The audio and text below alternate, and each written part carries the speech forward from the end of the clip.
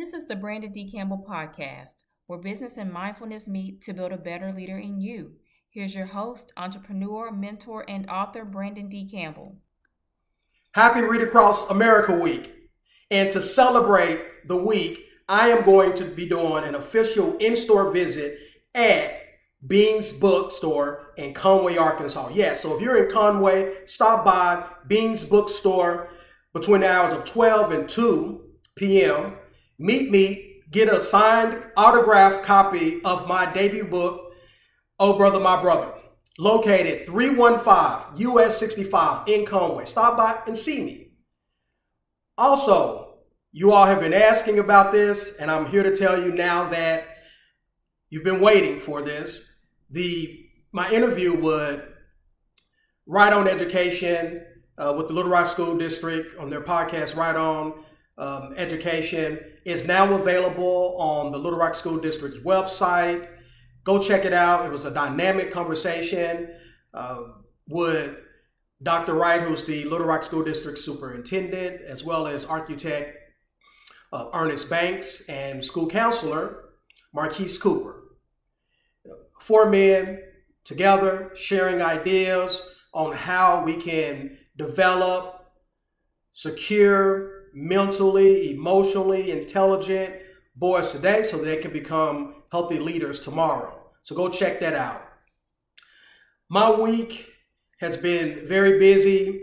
Big shout outs to Parkway Elementary School for having me last week as their guest, one of their guest speakers.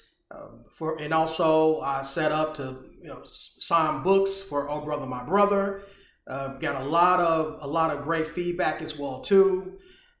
Did some discussions around blended families, but also wanted the kids to kind of see themselves in each other and just how well connected they are as well. And so that was a great conversation.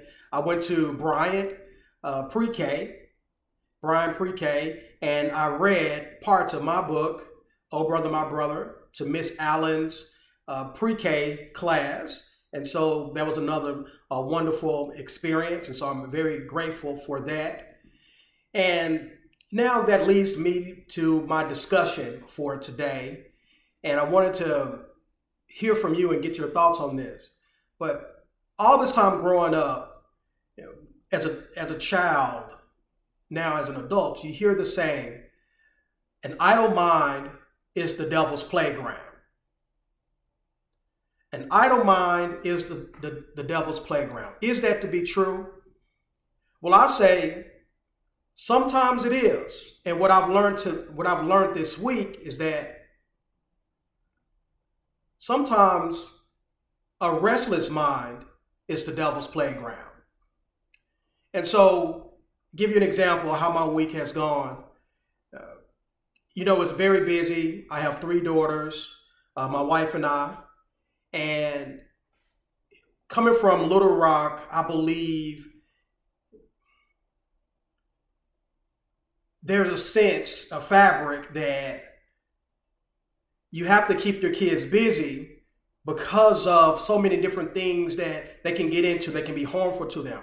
I grew up in Little Rock in the 90s where there was limited resources. Children had no access to a lot of activities, education, but also a lot of extracurricular activities. We got a lot of our extracurricular activities through the church. And so now as a parent, I have that background of growing up in scarcity. And now with there being so much access and also making a decent enough living for me and my family, I want to be able to provide resources or an avenue for my kids to develop them socially, but also their gifts. My daughters are incredible artists, and that's coming from their school teachers as well too. And so they are active in sports as well, and I try to just provide the platform for them. And so, this week was extremely busy between tumbling practices, acrobats, practice for one of my daughters as well. My family, we went to the Michael Jackson the musical. Shout out and very thanks to Celebrity Attractions, as well as the Robinson Center and the Little Rock Convention and Visitors Bureau for hosting this event. It was an incredible show. It was a show that my children really appreciated, and as a longtime Michael Jackson fan, I appreciated it as well.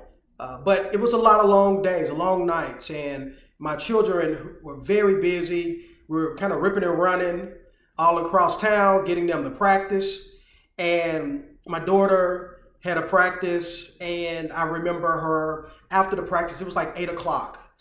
And, just kind of going over our schedule and things that she has to be looking forward to coming up next week. Soccer games are starting this weekend as well. And she just got very silent. And I asked her, I said, "Are you okay?" And she was just looking straight ahead, and she said, "Yes." I said, "What's the matter?" So I kept encouraging her to open up and talk to me. And she told me she was hungry. I said, "Okay, we're on our way home now." And she was still silent, and she was short with me. And I said, "What's really going on? How are you feeling?" And I just asked her, "How are you feeling?" Because I saw tears running down her face. And she told me something that I will never forget, and it really hit me. She expressed to me how much she wants to relax. She told me, she said, "Dad, I don't want to be doing something every night. I want to have time to relax. I'm tired."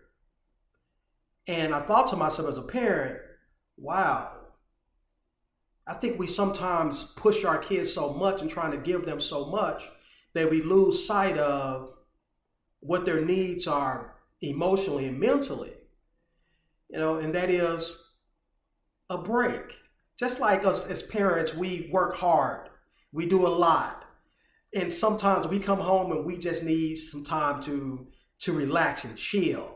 And we do those things, right? I know I do through meditation, and I explain to my daughters why I do my daily walks. And that is my time to unwind and to reboot.